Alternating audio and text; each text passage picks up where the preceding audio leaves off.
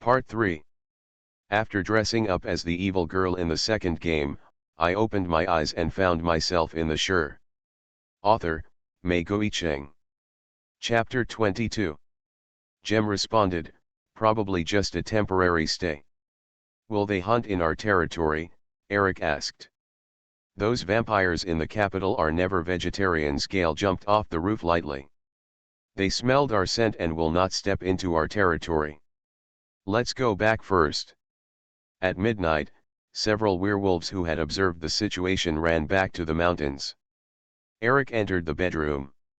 The gas lamp on the table was still very bright. The girl who belonged to him was lying on the soft bed sideways, with the blanket covering her calf. Her long dark brown hair fell from the bed to the ground, and her delicate arms were stretched out. Hanging over the edge of the bed, the peacefully sleeping face is as beautiful as an angel oil painting. Eric, enjoying the visual impact, suddenly covered his chest, and his passionate heart beat violently under his thick skin. He never imagined that one day an angel would come to his bed. The cold wind from the door flowed into the bedroom, and Sierra seemed to be aware of it.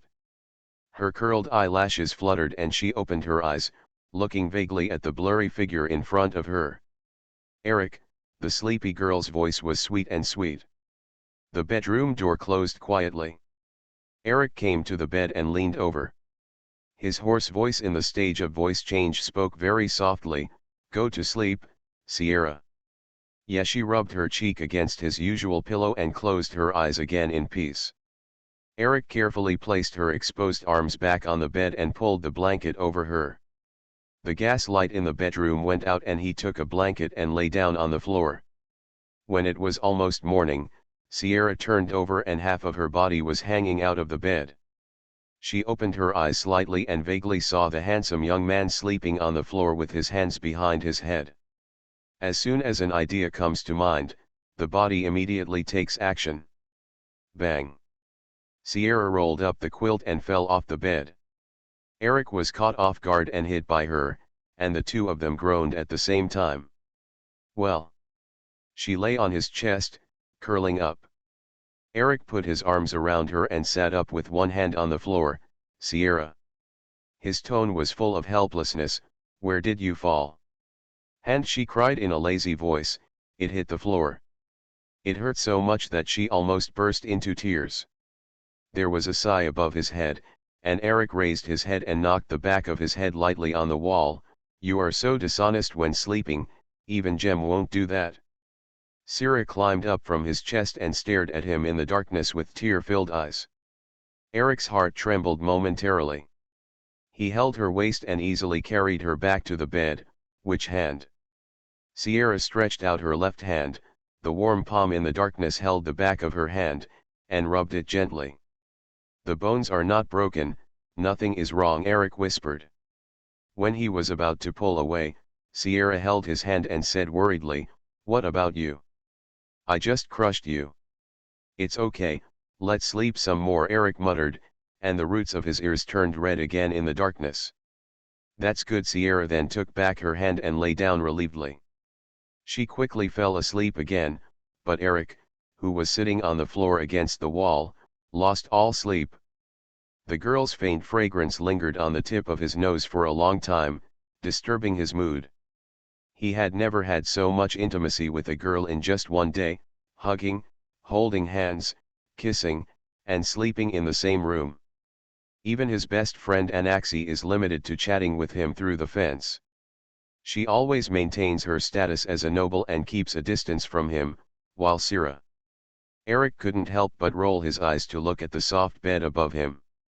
The girl turned her body to the edge of the bed again, pressed her hand under her cheek, and opened her red lips slightly to let out a shallow breath. His eyes softened, and his fingers hooked up a strand of her hair that had fallen down, wrapping it around his fingertips and playing with it gently.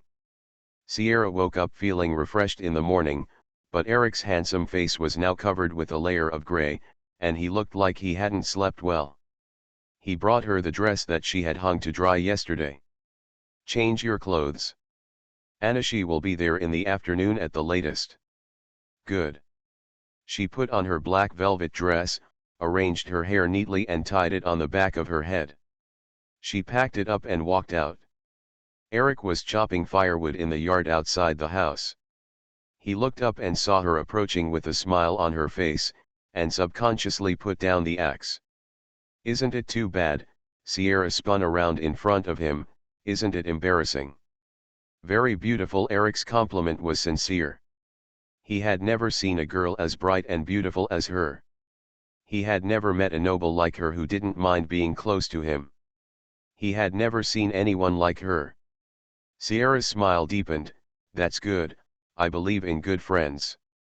Eric curled his lips and saw that she was getting closer again, her small white hands placed on his wheat-colored arms, creating a distinct color difference. "I didn't sleep very well, don't mind last night." Sierra apologized softly, her face a little red.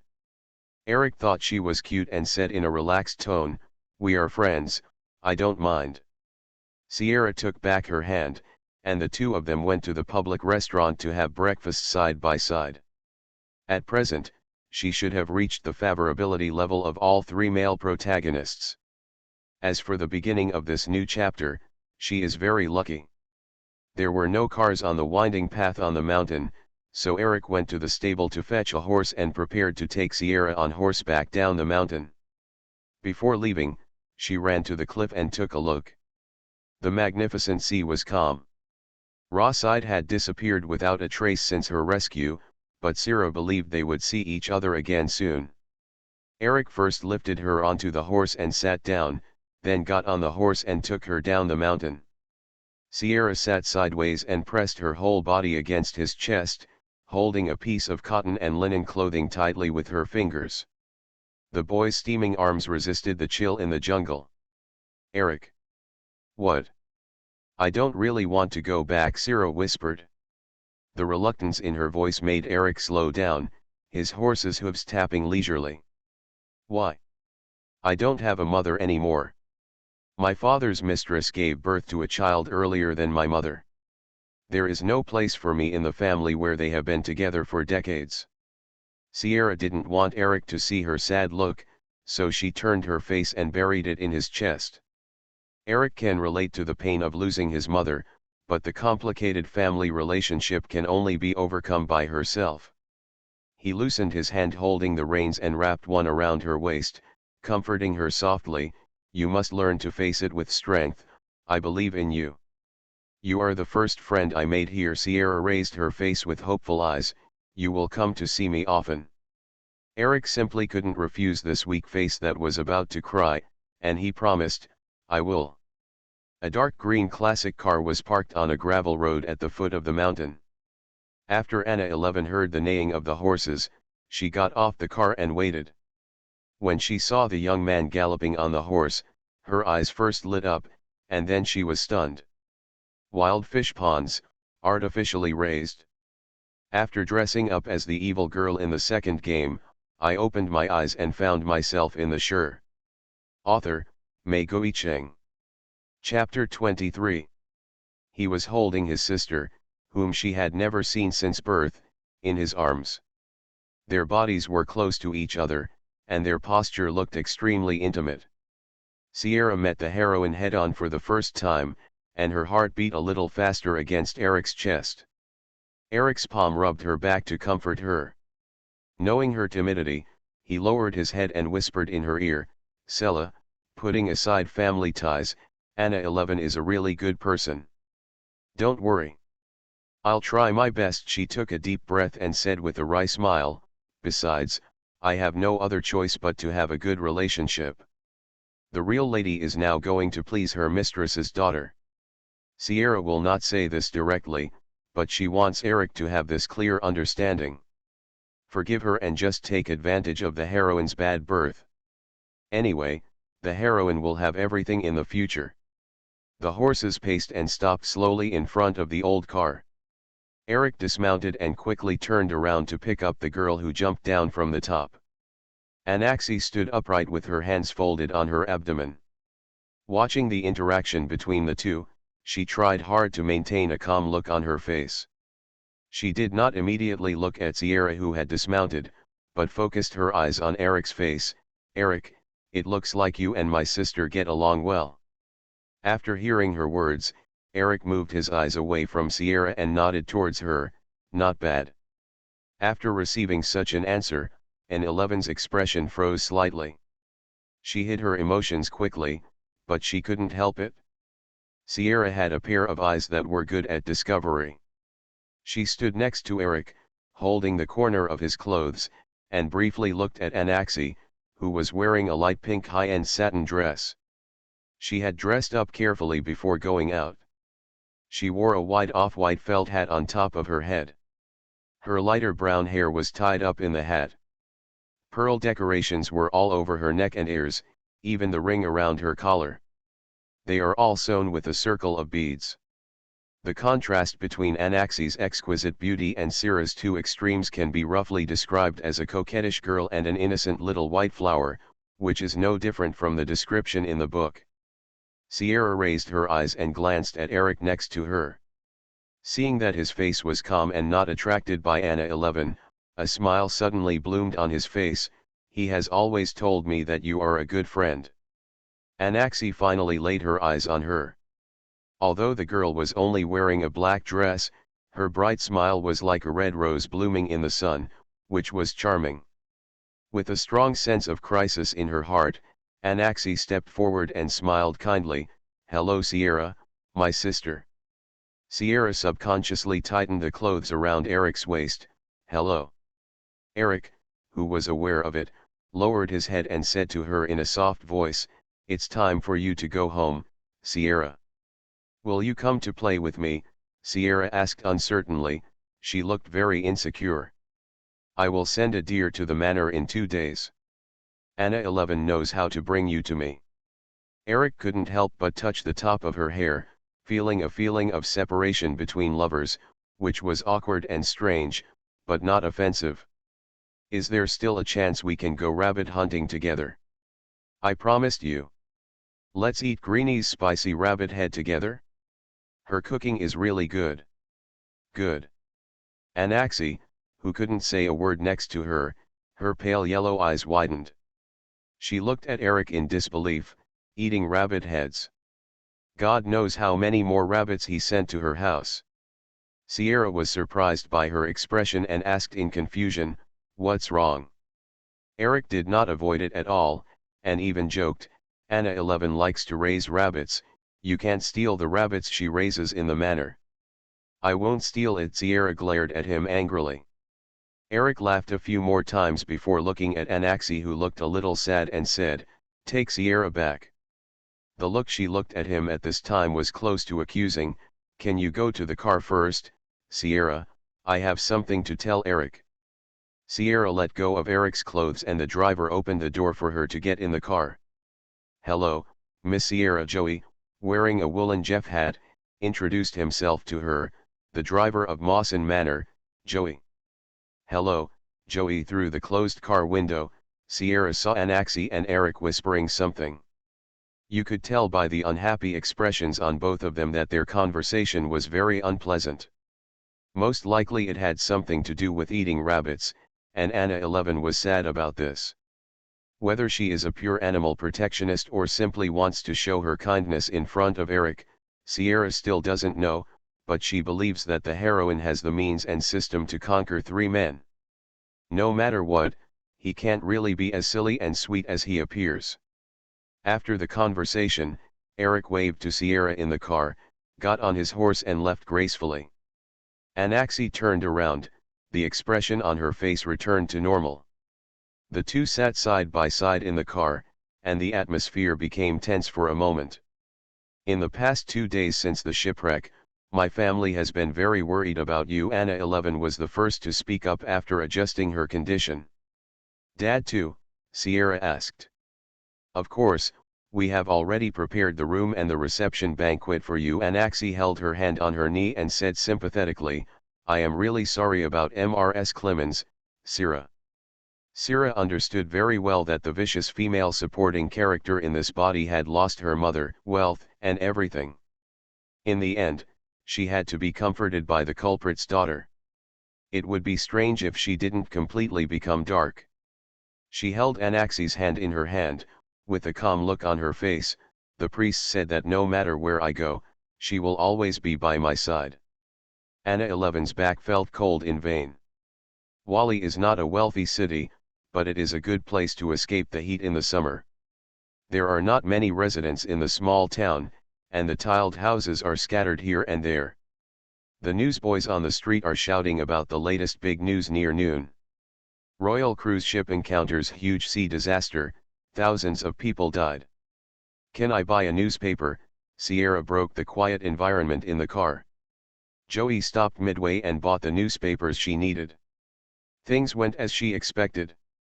Rose Hill and Aldine were alive. She simply scanned the latest list of victims and missing people. Besides her own, there were Betty and Lily's names. Betty was also on that boat. The body was recovered this morning. Aunt Finn went to the hospital crying. Anna sighed, "You are really lucky."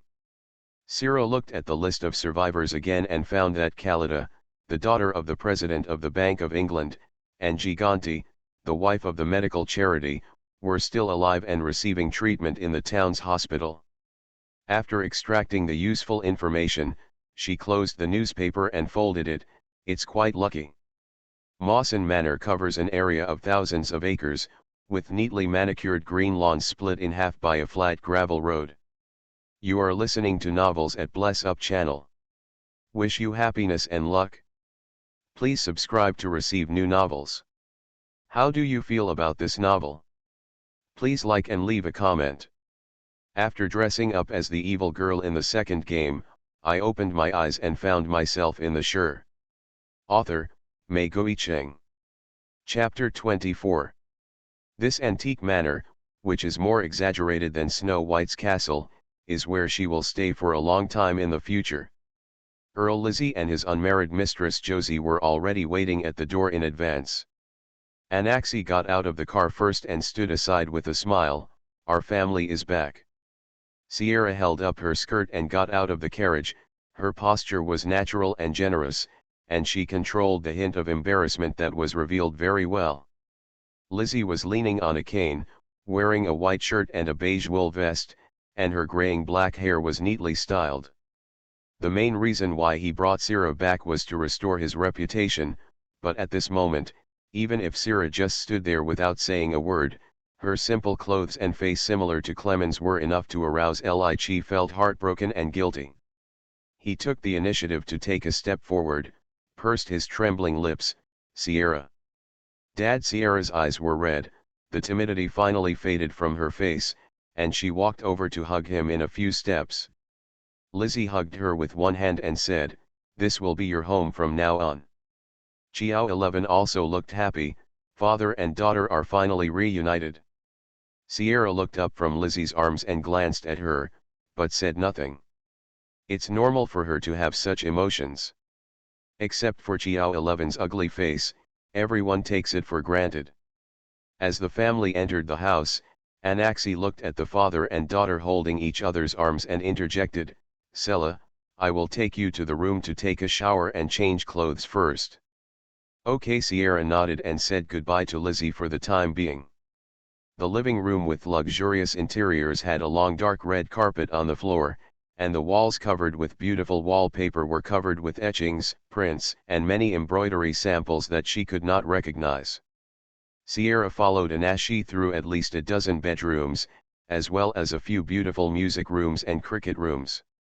She did not have so many entertainment rooms in her small manor in Leicestershire. Anaxi pushed open the cream-colored door. "Everything inside is prepared by me myself. I hope you like it." Two bright floor-to-ceiling windows face a white four-poster bed. There is a dressing table against the wall in the middle.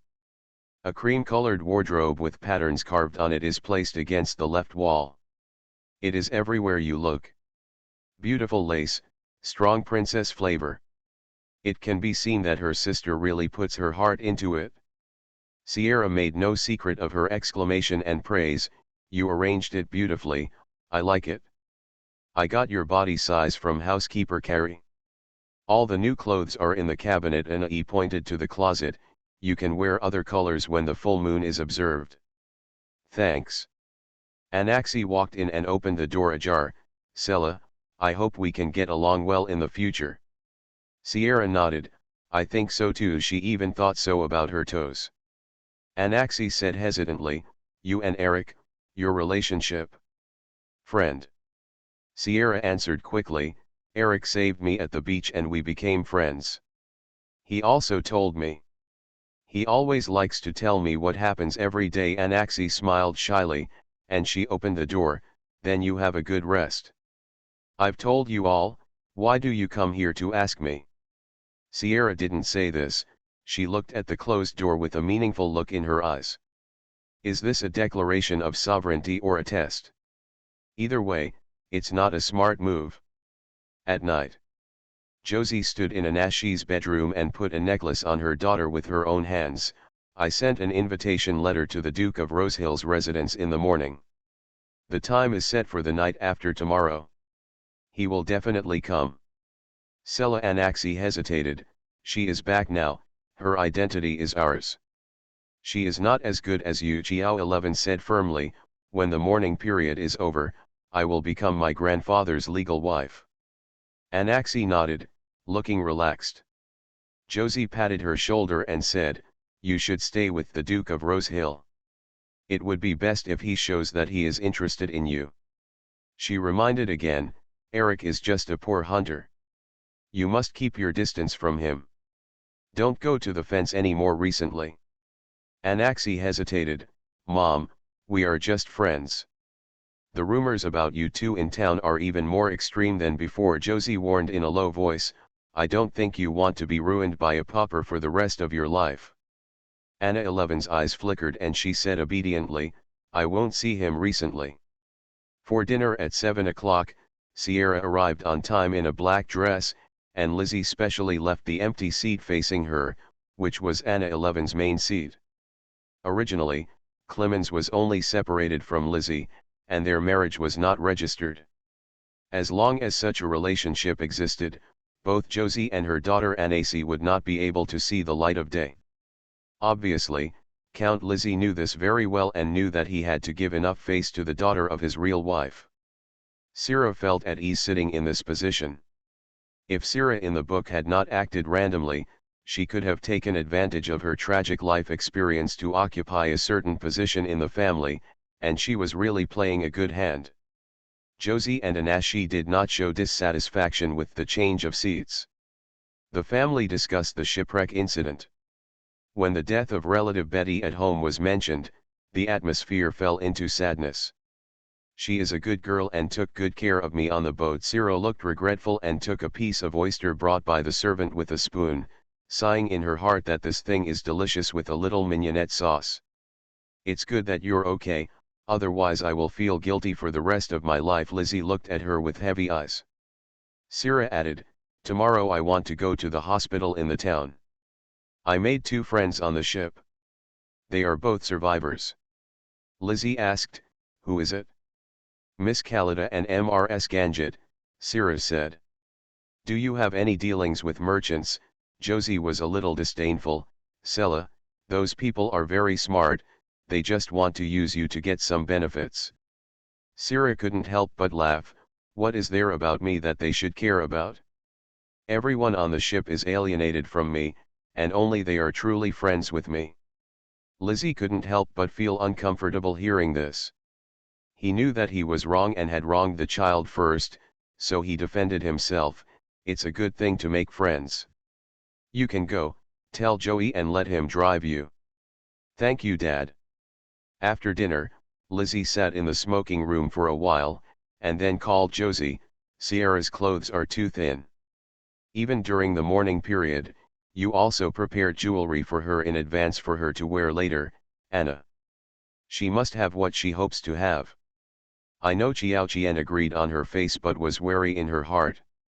Sierra, who returned to her room to rest, knew that any apparent robbery was irrational. She could get a good meal by lowering her profile in the orphanage and selling herself miserably. This method is also applicable to complex family relationships. Today I started to test the waters, everyone must follow it and read it. Comment and vote. Omega, After dressing up as the evil girl in the second game, I opened my eyes and found myself in the Sure. Author, Mei Cheng. Chapter 25. From the analysis of Josie's words and actions tonight, she can also determine the reason why Anna 11 has not taken action against Eric. Poor people who have no money or status and can only hunt can't feed the vases on the glass exhibition stand. Did Anaxi actually want to keep Eric until the end? Sierra leaned against the window in the room, looking at the full moon in the sky, with the corners of her lips raised.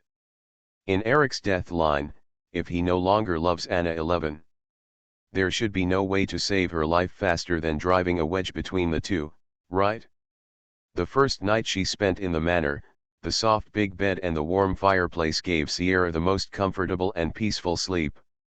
In the morning at the manor, the wind coming through the window is sweet. After ringing the bedside bell, the maid downstairs quickly came up to help her wash and dress. Today's breakfast topic revolves around the fact that the Duke of Rosehill is coming to have a dinner. Sierra is eating toast and looking thoughtfully at Anaxi, who can't hide her excitement diagonally across. It seems that she has listed the Vampire Duke as her #1 target first. Sierra doesn't think she can get involved in the love line between these two people. Rosehill's mind-reading ability is too easy to expose her true thoughts, and the level of danger is far greater than that of Eric and Loseed. She will go to get back the bracelet she left at his place tonight. If she can leave a mark on his heart, she will enough. Seeing Sierra staring at her, Anaxi wiped her lips with a napkin. What's wrong? Sierra. It's okay, I'm full and ready to go out. Sierra stood up, walked around the table, leaned over and kissed Lizzie on the cheek. Come back this afternoon, Dad. Today is another gloomy day, with large clouds covering the sun, and there are faint signs of rain. The hospital in the town accepted all the survivors from the Royal cruise ship. Every day, many reporters squatted at the door waiting for the latest casualty news. Before arriving at the hospital in Joey's car, Sierra parked the car in front of the fruit shop. There was also a flower shop next to it, which was just enough for her to buy things for a visit. Eric came out of the animal skin shop tossing the 2 gold coins he had just exchanged in his hand, with a happy smile on his handsome face. Jem, who followed him, poked his arm and said, "Carol from the tailor shop is ogling you every day, why haven't you said anything in return?" Eric looked toward the door of the tailor shop, glanced across the door of the flower shop, and stopped suddenly. The girl in a black dress held a bouquet of lilies in her hands. Her beautiful face gently sniffed in front of the flowers, and her smile was clean and bright. "Let's go." Eric quickly turned his head. "The person in the flower shop seems to be Sierra. Why don't you go say hello?" Jem grabbed his arm with a puzzled look on his face. "Not going." He was still wearing the dirty clothes from hunting, and there were mud spots on his trouser legs, and he didn't want to see the clean girl.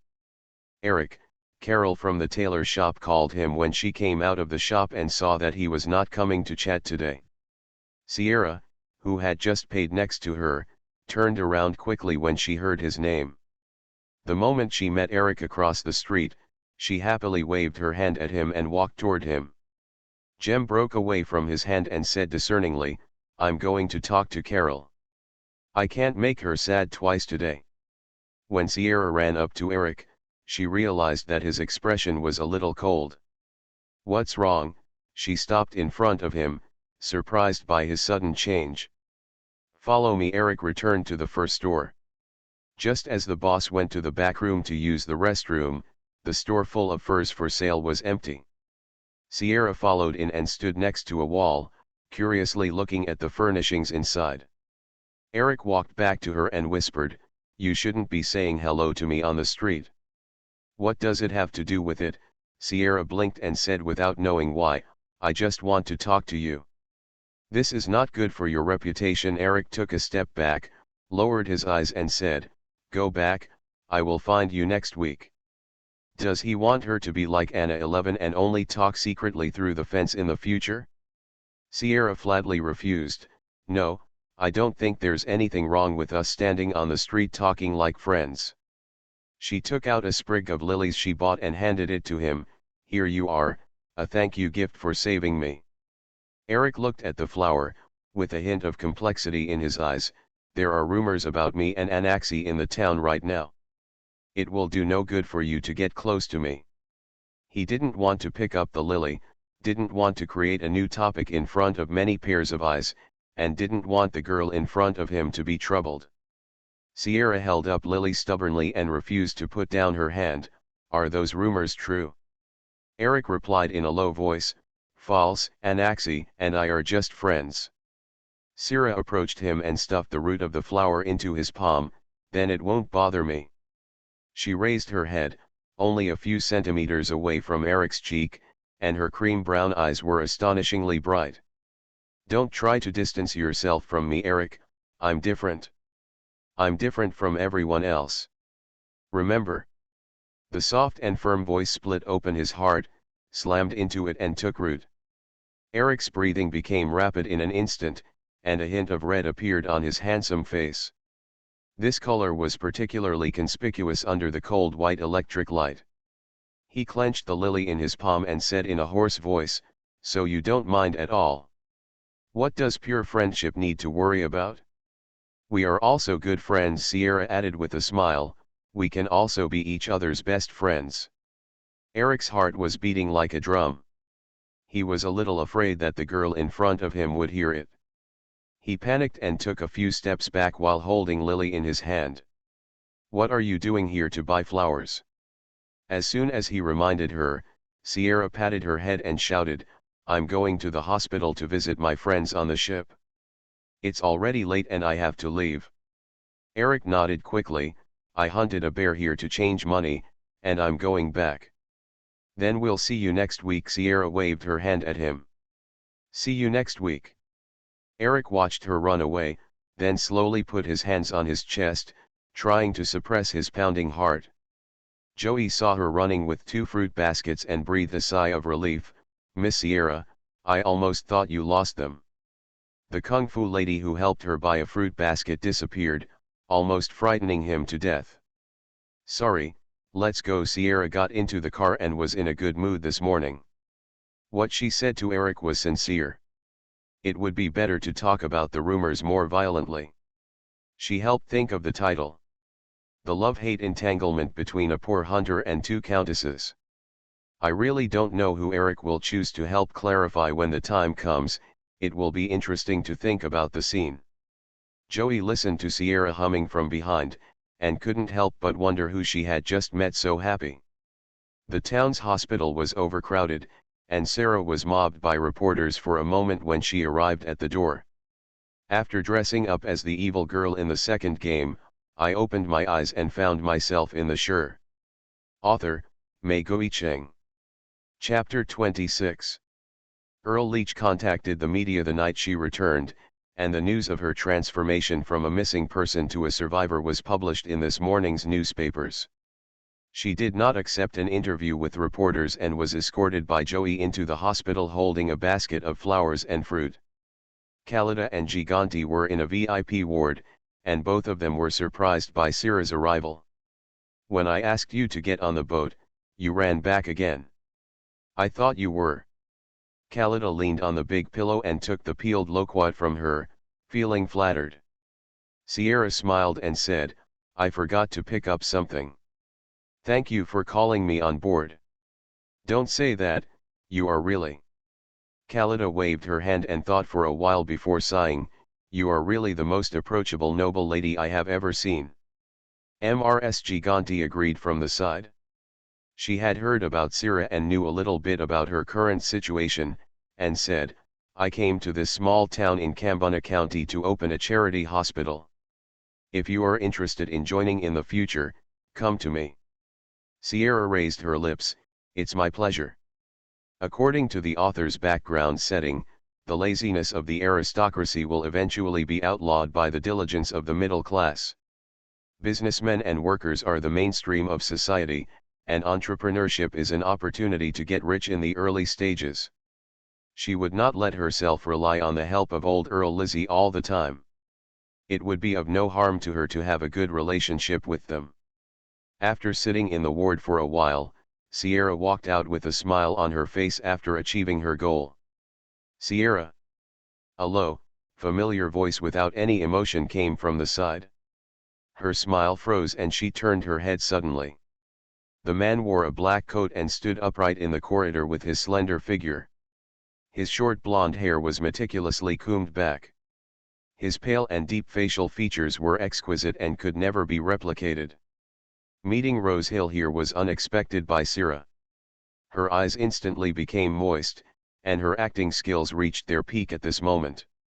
He was only 5 or 6 meters away from her, but she seemed to have used all her strength to run over. "You are still alive." Sierra wanted to hug him, but the thought only came to mind and was deeply suppressed by her. She forced herself to stop in front of him and keep her distance from him, and looked at him carefully. "Are you injured when you came to the hospital?" The girl's trembling and anxious question made Rose Hill slightly startled. He smelled her scent here and chose to come here thinking she was hurt. He said calmly, "No." "That's good." Sierra patted her chest, and the tears in her eyes faded away. "Are you here to visit the patients too?" He came to get some blood bags that suit the taste, so he could eat them when he was hungry. Rose Hill nodded and lowered his eyes to observe Sierra. He could clearly hear the desire to hug him in her mind. His cold fingers in his pocket moved, and his fingertips swept across the lady's bracelet underneath. Sierra looked at his cold cheek, thinking that he didn't want to talk to her very much, pursed her lips and said, "I heard that Daddy invited you to dinner tonight, will you come?" "I originally agreed to the invitation letter just because I wanted to see her." "I'll go," he said quietly. He was too cold, and he didn't like her at all. This thought lingered in his mind, and it was like a virtual loudspeaker echoing in Rose Hill's ears. He frowned and suddenly wanted to say something. Sierra nodded casually and said quickly, "I will go back first when I meet the Duke of Rose Hill that evening." She didn't dare to look at the other person's dark eyes anymore. She hurried past him with her skirt up and disappeared around the corner. Rose Hill turned around, and there was a slight change in his expressionless face. It was torture for Sierra to constantly maintain her inner thoughts without being able to wander off. She had just come out of the hospital and was about to get into Joey's car, when Eric, who was about to go back to the jungle, suddenly appeared in front of the car. He grabbed Sierra's arm and looked at the entrance of the hospital warily, as if there was some scourge inside. The sudden strong force made Sierra gasp, "Eric. It hurts." After reacting, Eric immediately relaxed his hand and said, "Sorry." She held her wrist and rubbed it. "What's wrong? You didn't go back. Mind if I take you home?" He looked serious. Smelling the rancid smell of vampires from all the way, Eric couldn't control his worry about Sierra. Sierra knew exactly why, and her face was blank. Of course. Joey felt a pang in his heart when he saw Eric stepping into his car with his boots covered in mud. Seeing his worried look, Sierra asked doubtfully, "What's wrong with you? Why do you have this expression?" "Who did you meet in the hospital?" Eric asked seriously. "As for the Duke of Rose Hill, Mrs. Josie invited him to have dinner at home tonight," Sierra replied. "Don't eat," Eric growled at her anxiously. "Ah," Sierra's eyes widened, frightened by his sudden mania. Joey was always paying attention to the situation in the back row and warned the rude hunter, "Hey! Pay attention." Realizing that he was too impulsive and faced with the clueless Sierra, Eric closed his eyes and opened them again, slowed down his voice and said, "Don't approach that Duke, stay away from him." Sierra was stunned for a moment, then frowned and said, "The Duke of Rose Hill helped me on the ship." "Sierra, some things are not what they seem." "Of course it's not what it seems. The Duke is the one that Mrs. Josie wants to arrange for Anna 11. Sierra said unhappily, "Do you think I will go and steal someone from Anaxi?" "That's not the case." Eric gently held her hand. "Anyway, you can keep your distance from him, right?" Looking at his big palm pressing on the back of his hand, Sierra blushed and whispered, "Of course." Eric didn't send her into the manor, he got off the car halfway. Sierra, he bent down outside the car window. He moved his lips and said, remind Anaxi that the Duke is not suitable for her. Sierra's shy little face suddenly drooped, and she said in a low tone, oh, I will convey your meaning to her. Hearing something was wrong in her tone, Eric was about to open his mouth to explain, but Joey stepped on the accelerator, and the car quickly drove away from him. Feeling like he had messed up, Eric punched the air twice, his boyish face full of annoyance. A whaling ship slowly docks near a remote beach. In a large dark green net on the boat, a beautiful mermaid was bound and gagged. What do we do with this kraken? He's rare. Ask the freak show owner if he wants one, he's worth a fortune. When the shipwreck incident first broke out, the whaling ship was trying to catch some small fish offshore despite the wind and waves. At that time, thunderclouds were rolling overhead. They wanted to close the net and rush back to the shore, but a thunder suddenly struck the sea a few meters in front of the ship. Down. As the dazzling lightning passed, they saw the mermaid rising to the surface with its belly turned over. Vote. Comment. In PK. You are listening to Novels at Bless Up channel. Wish you happiness and luck. Please subscribe to receive new novels. How do you feel about this novel?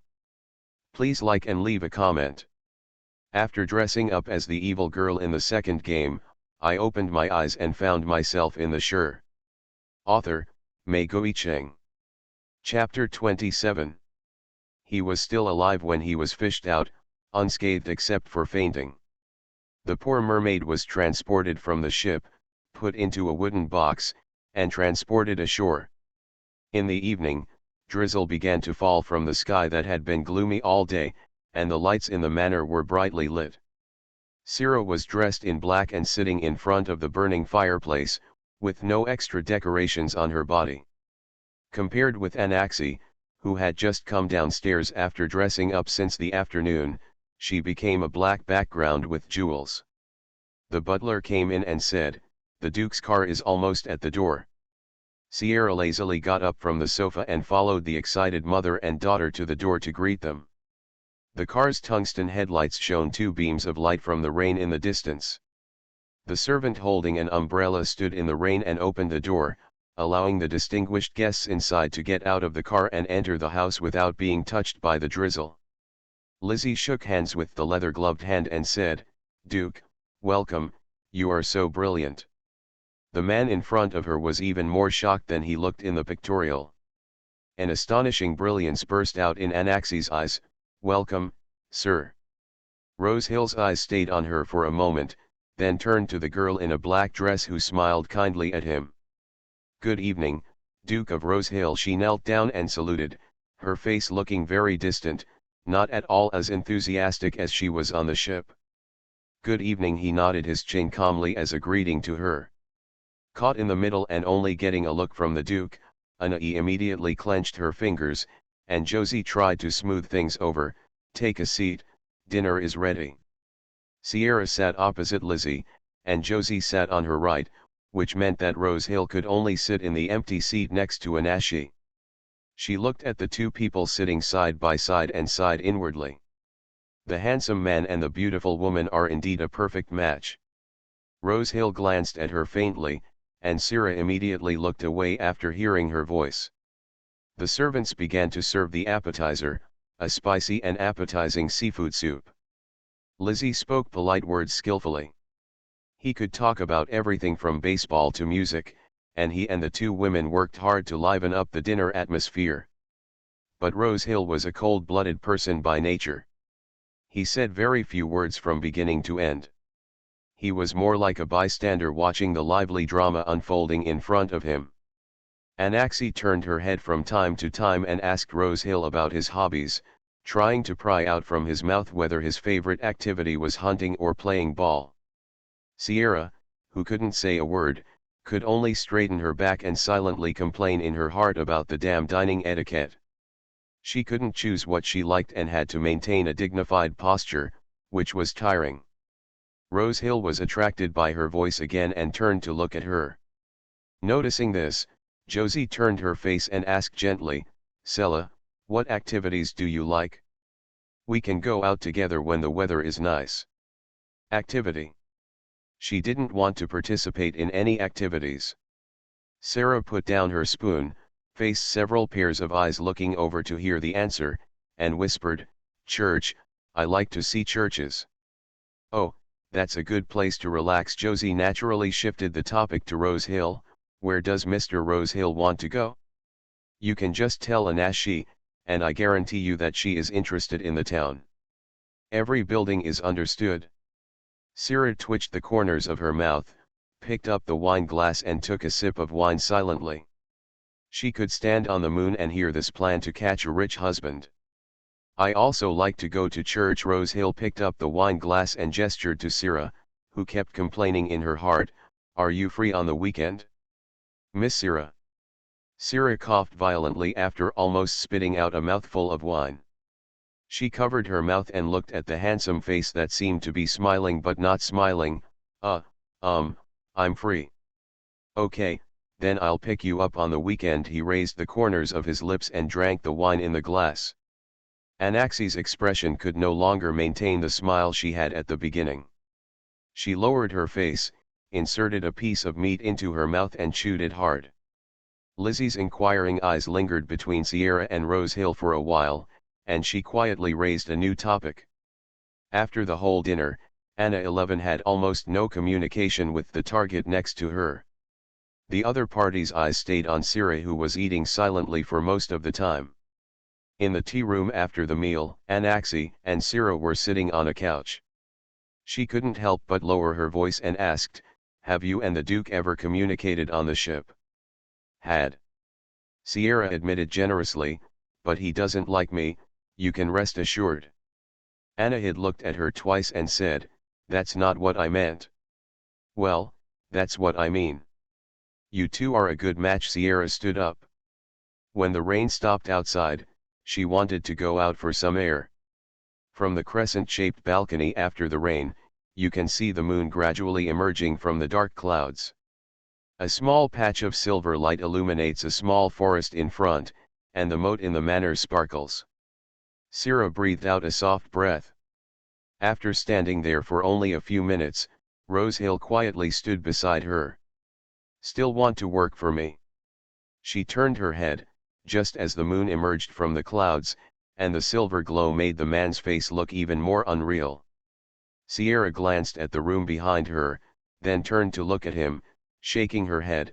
"I don't want to work for you, things will get very troublesome." Rose Hill was silent, staring at her with a dark and strange look. "Really? You are afraid of trouble?" Sierra's arms hidden in her sleeves had goosebumps, and she bit her lip. "You didn't agree to my subsequent request on the ship. You were hesitant before the ship sank." Rose Hill was silent for a moment. "I agree." Sierra still shook her head. "No, I'm not qualified for any job around you. I don't like your lies.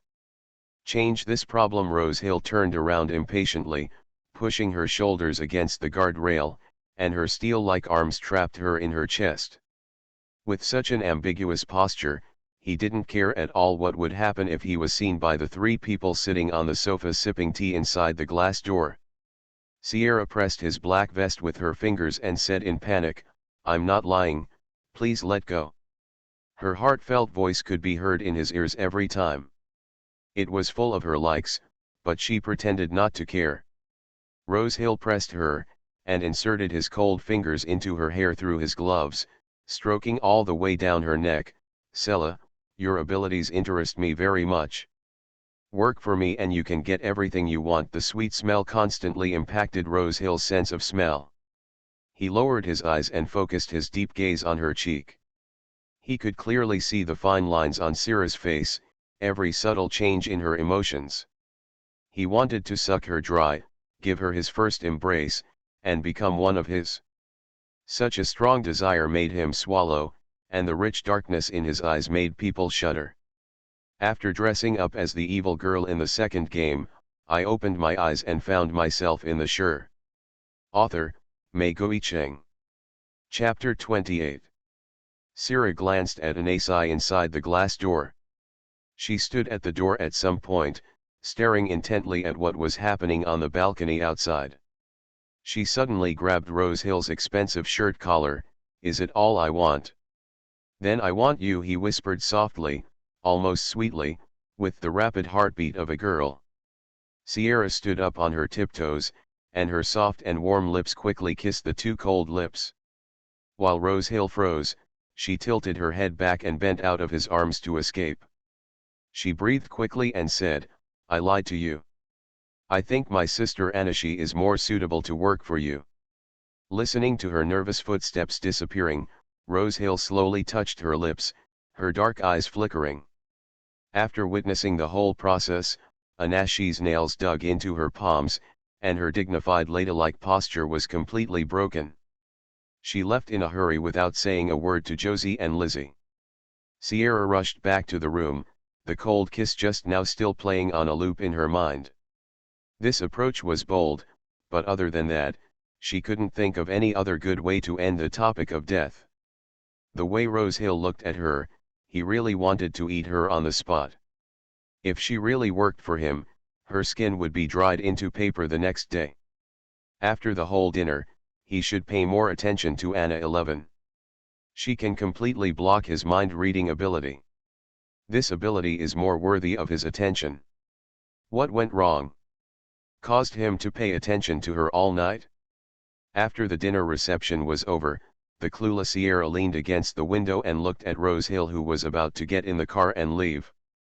He noticed her gaze and raised his eyelids to look at her, with an undercurrent surging in his dark eyes. Her face turned red and she looked away instantly. The lights in the manor were extinguished little by little, and the servants finished cleaning up and went back to their rooms to sleep.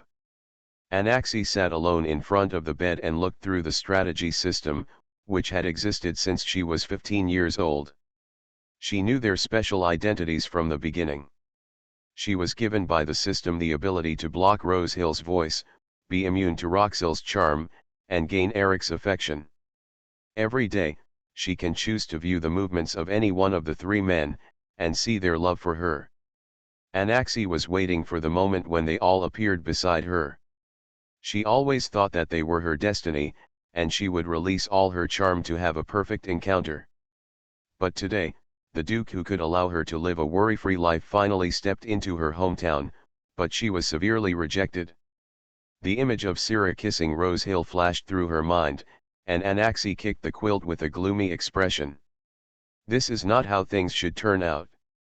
Sierra had just come out of the bathroom after taking a shower. She was humming a little song and vaguely heard a voice calling outside the window. "Sierra! Sierra!" It was Eric's teenage voice, who was still in the stage of changing his voice.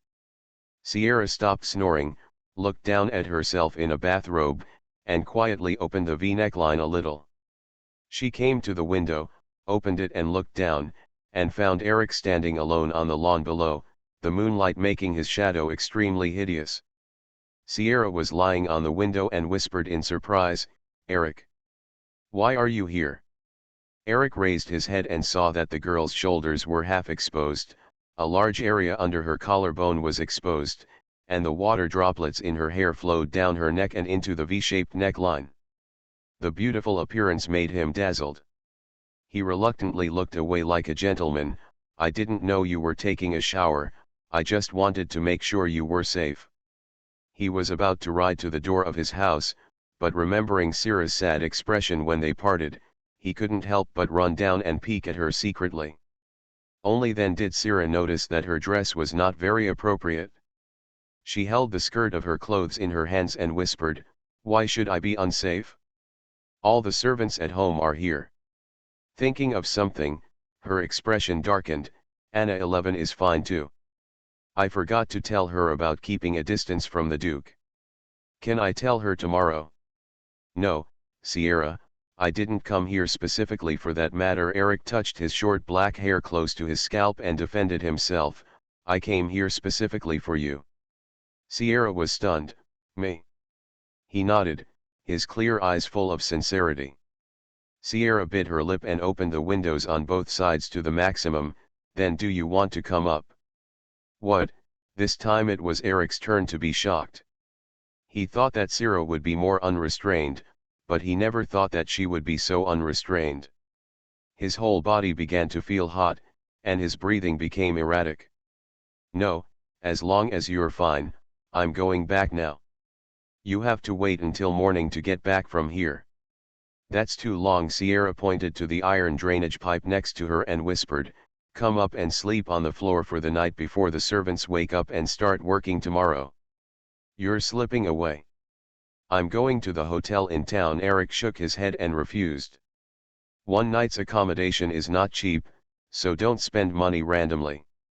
Seeing his hesitation, Sierra urged softly, Eric, hurry up.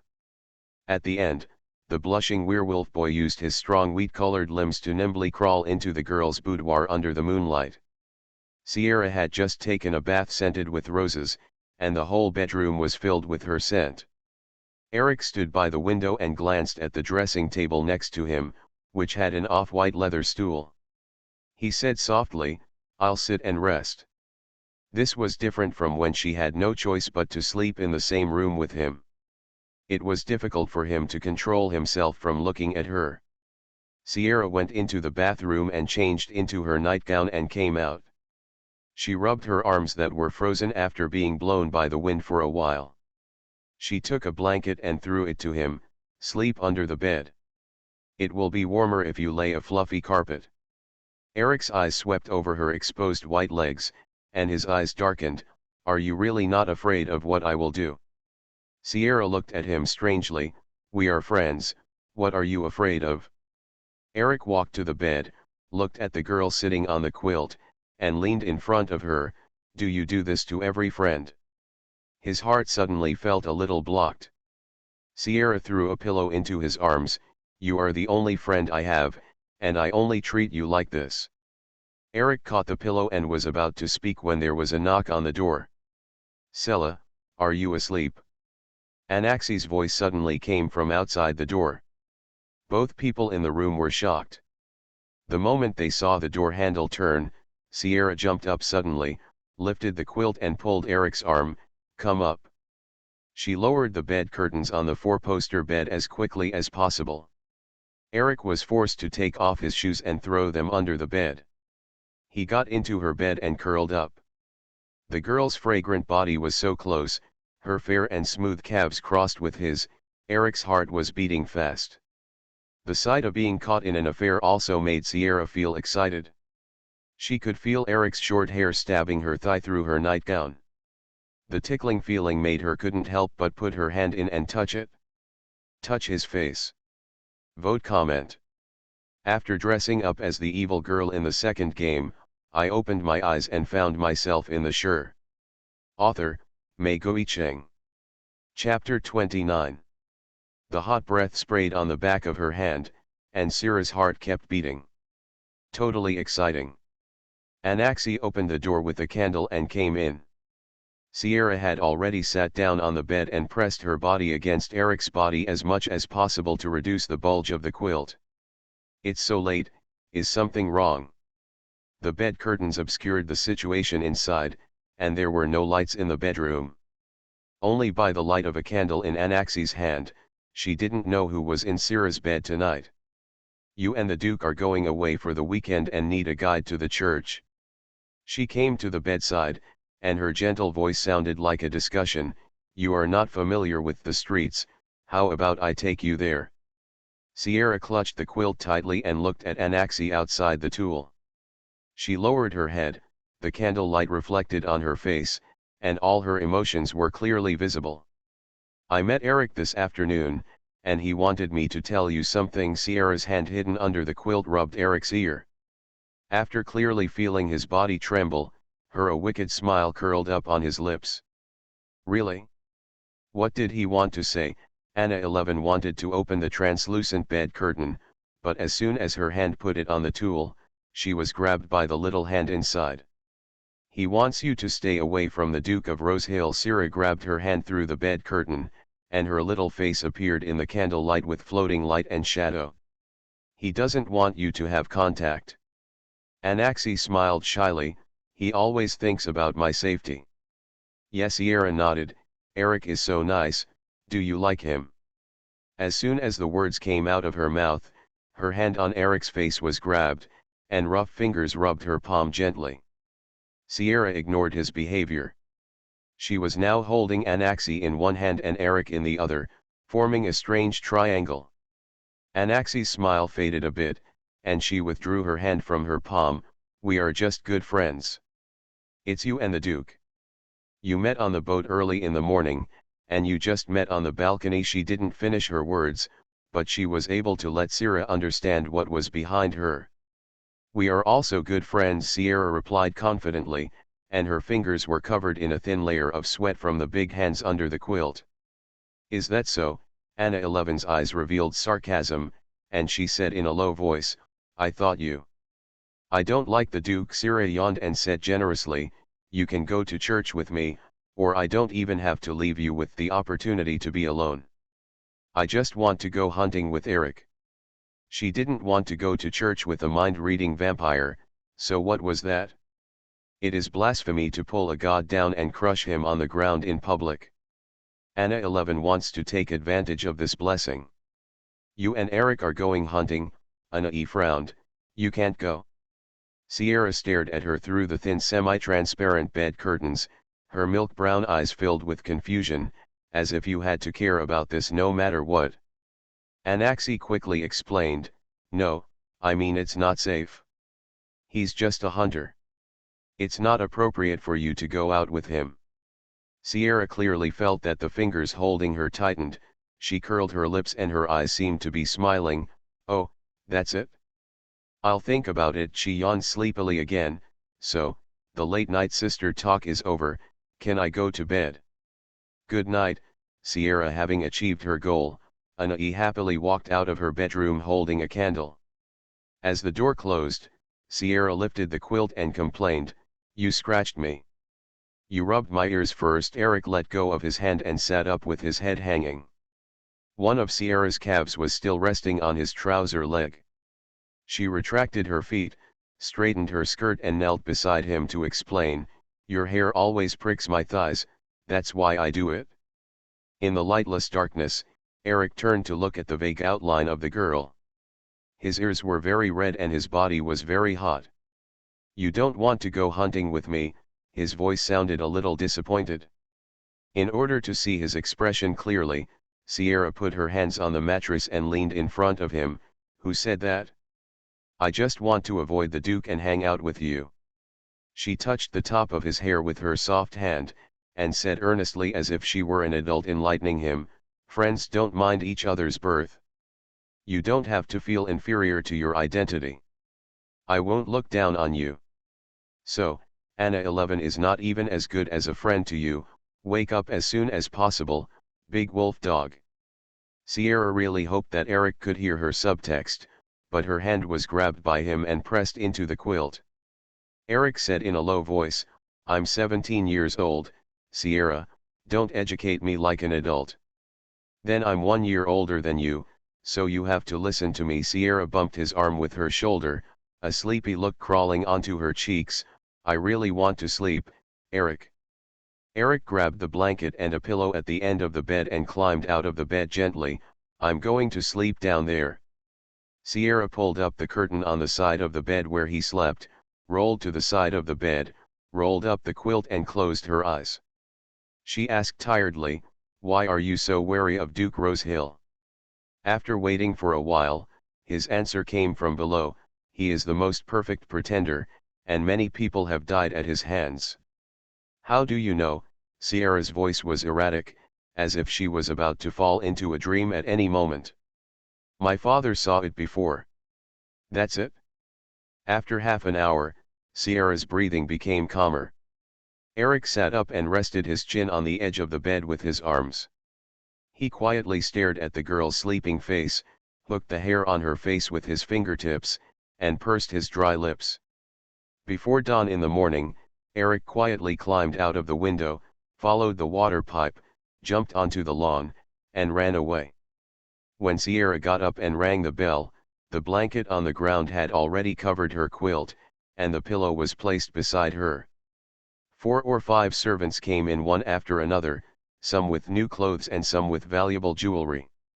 The cabinets and drawers of the bedroom were filled with a dazzling array of items.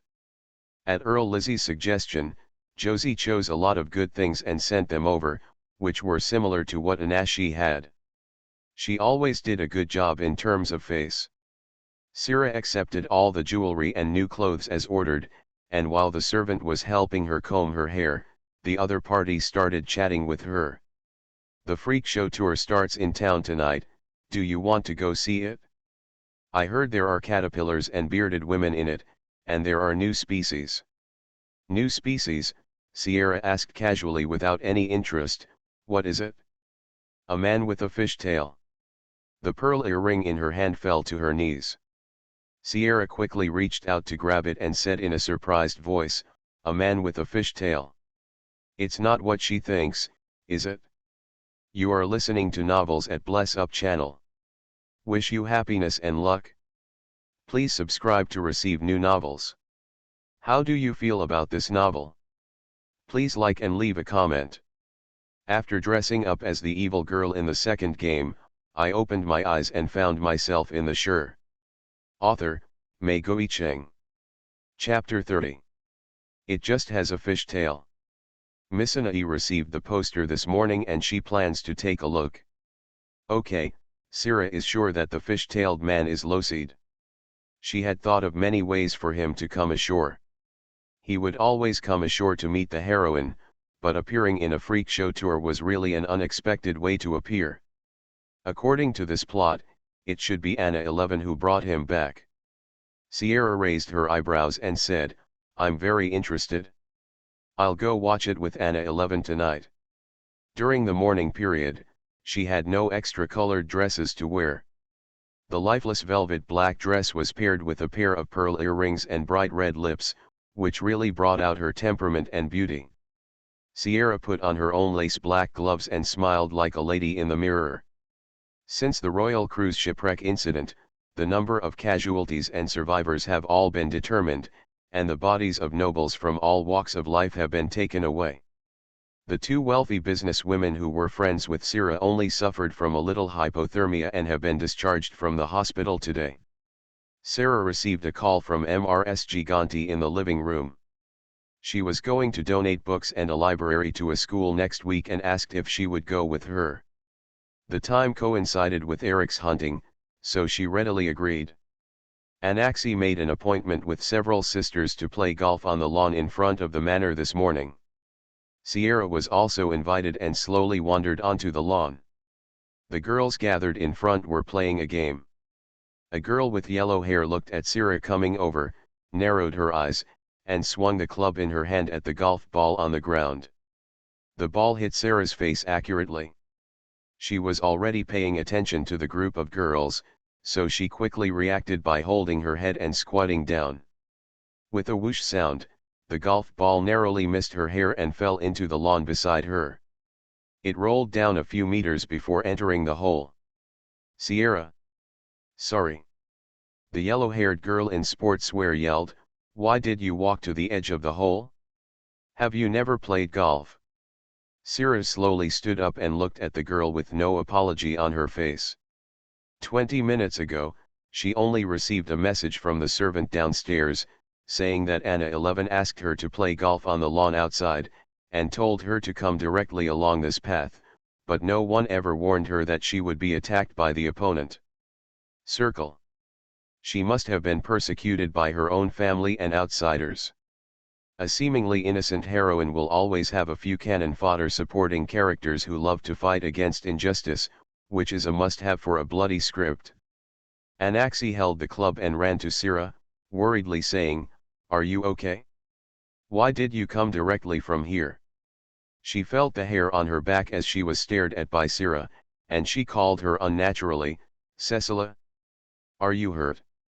According to his own villainous character, this current situation. Sira turned her head and glanced at the yellow-haired girl standing under the tree with a hidden smile, then turned around to pick up the ball that fell into the hole and walked towards her. Hey! Sira. Where are you going?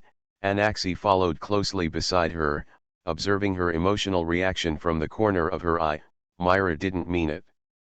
Sierra moved her wrist, and when she was 3 or 4 meters away from the yellow-haired girl, the golf ball in her palm came out and struck towards the opponent's face.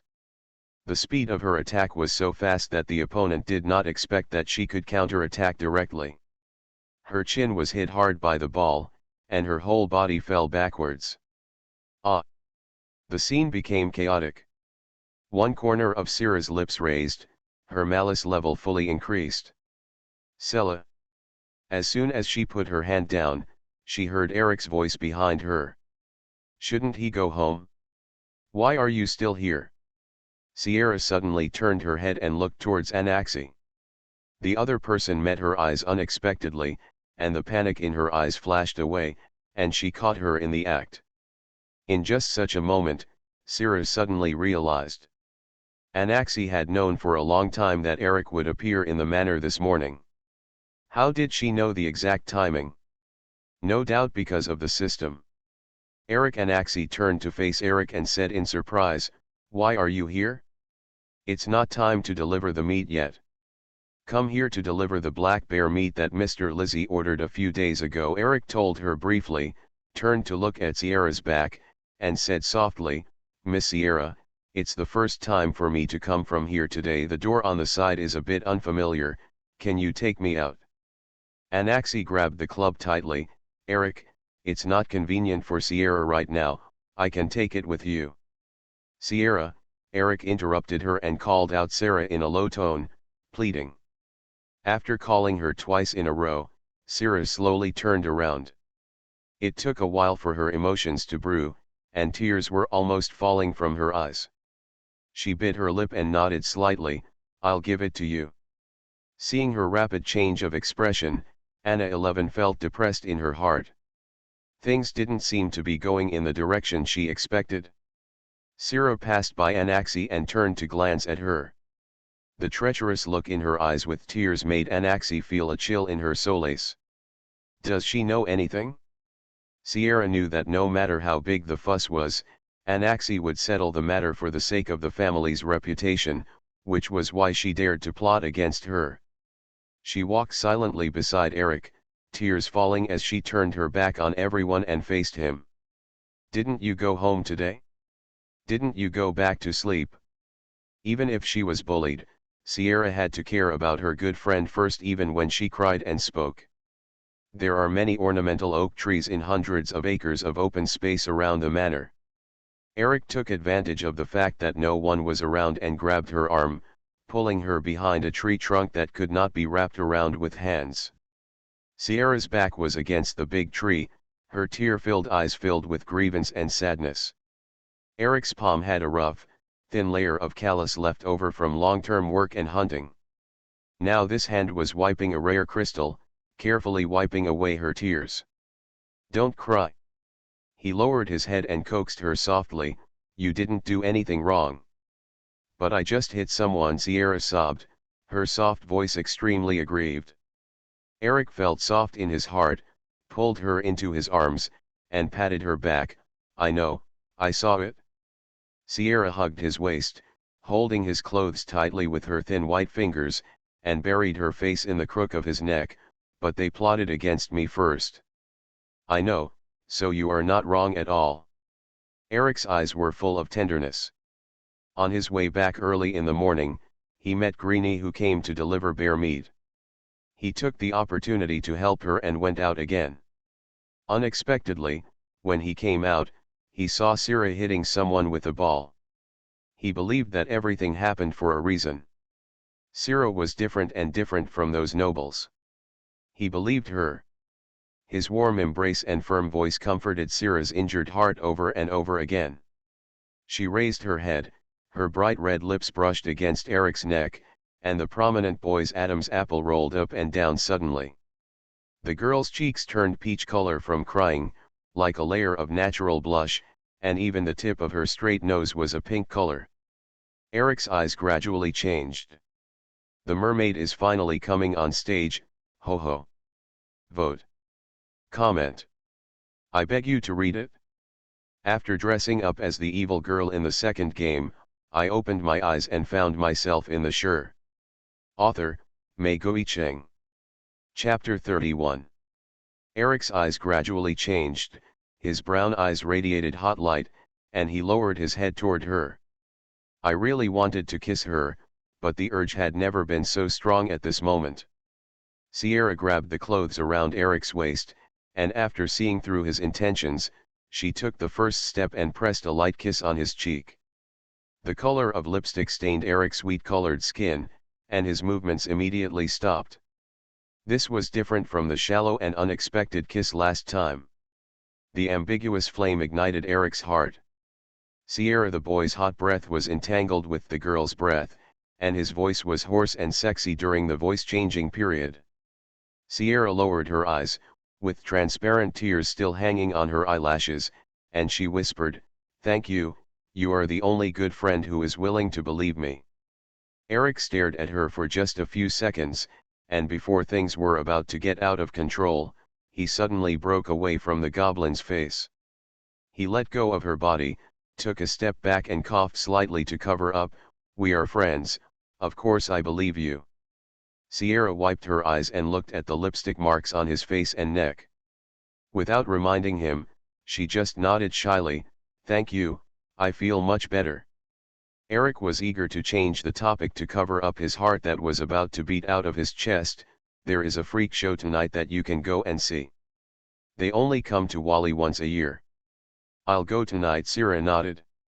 "If you can avoid going on an outing with the Duke this weekend, I'll take you hunting." Eric climbed onto his horse, grabbed the reins with his palms, and his strong arms bulged with smooth movements. Looking at the handsome young man with a halo under the sun, Sierra put the back of his hand on his forehead to block the sun, and said softly, "If he only wants Anna 11 to accompany him, I will come to you." Eric turned the horse's head, thought for a moment, then turned back and said, "Be safe." After watching him run out of the manor on horseback until the shadow was no longer visible, Sierra walked back briskly to find Joey. After hearing that Anna and a group of honey friends took the injured girl to the hospital, she turned around and headed towards the stable as soon as the car was driven away. "Then I'll ride out." "Where are you going?" "I'll go with you." Joey, who was not driving today, hurriedly followed her. "Don't be sad about what happened just now. Miss Anasai will solve it." "Solve it?" Sierra glanced at him. "Don't you think it was my fault for taking action first? Yolanda deliberately led you the wrong way." "He has already made a good excuse to say that you heard wrong," Joey explained. "I happened to hear it when I was going to the kitchen after washing the car." Sierra raised her eyebrows. "She is the maid who specializes in serving Mrs. Josie, right?" Joey nodded silently. His expression clearly explained all this, and he also knew who the culprit was. Sierra thought for a while and said, "Dad may scold me tonight, but don't stand up and tell him the real reason for this." "Why?" Joey took the horse out of the stable and helped her ride on it. Sierra was silent for a while and then said with a smile, "Life is not easy. No one will believe me, let alone you." Joey felt a little sorry for the penniless yet kind-hearted beautiful lady in front of him. After running a certain distance, Sierra suddenly asked him, "Joy, do you usually go to a bar when you relax?" "I don't drink often." "I often talk nonsense after drinking," Joey replied shyly. Sierra mused. She vaguely remembered that there seemed to be a description of him in the novel. This driver was a big mouth when he was drunk. He was not a bad person, but he had created a lot of bad reputation for the vicious Sierra in the book, and the scandal between Eric and Anashi was also he secretly spread the word after drinking. They arrived in the town in the afternoon and bought 2 freshly baked sweet scones from a street bakery as a late lunch. The freak show starts at 8 p.m. on the grassy edge of the Santa Fe River. Sierra didn't have much money, but it was enough to send Joey to the busiest bar in town for a drink. At her strong request, Joey finally accepted that he could go to the bar and enjoy a few hours of vacation. After sending the people away, Sierra stopped riding and took a carriage on the street to go to the Santa Fe River. There was no one to watch her and she didn't have much confidence in her riding skills. Santa Fe River. A large tent in the shape of a yurt has just been set up on the grass. Colored light bulbs strung in several lines are hung high. A brightly colored clown puppet stands at the gate, with an exaggerated paint smile that stretches from ear to ear, adding a bit of weirdness. A bearded male dwarf less than 1 meter tall walked out of the tent and saw a girl in a black dress standing outside. He said roughly, "It's not time for the performance yet. I heard that you caught a mermaid." Sierra walked over and looked down at him. The man looked up and saw that she was a noble lady. He politely replied, "That is tonight's mysterious guest. You can't see it in advance." Sierra knelt down and spread the large denomination banknotes in her hand in front of him. Advance admission ticket. Enough for a man to get drunk in a bar for half a month. Faced with the money delivered to his door, the other party only hesitated for a moment before taking it and stuffing it into his trouser pocket. "The boss is out for a visit, you can only visit for 10 minutes. Thanks." Sierra followed him into the big tent, which was filled with red chairs.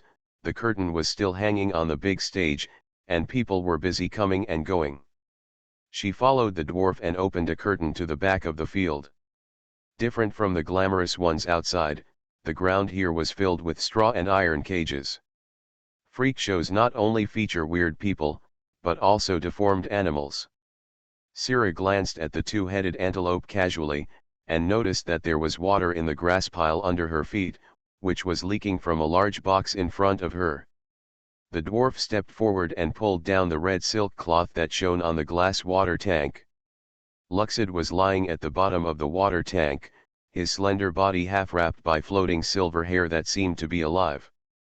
His dark and strong fishtail was slightly rolled up, and the sharp scales on the folds were half erect. He was like a spirit that fell from the mountain, attracting all of Sierra's attention. "He's beautiful, isn't he?" "The boss is the most satisfied with his work." The dwarf looked up at her and said, "It's only 10 minutes. After the footsteps faded away, Sierra, who was standing alone in front of the water tank, slowly squatted down, put one hand against the glass box, and whispered, "Losside. Goodong. Goodong." A series of bubbles leaked from the gills on his neck. The mermaid's closed eyes sharply opened, and the tail below the abdomen slammed into the water tank. The water at the top suddenly swayed and spilled out. Sierra reached out to block it, but a lot of seawater still poured onto her hair. "Losside. It's me, Sierra." The girl's soft voice was a little angry. The mermaid quickly turned around to face her, and her fierce brows softened after seeing the familiar little face outside the glass. His webbed palms were pressed against the glass box, his long silver hair drifted toward her owner as he moved, and his lake blue eyes were full of surprise.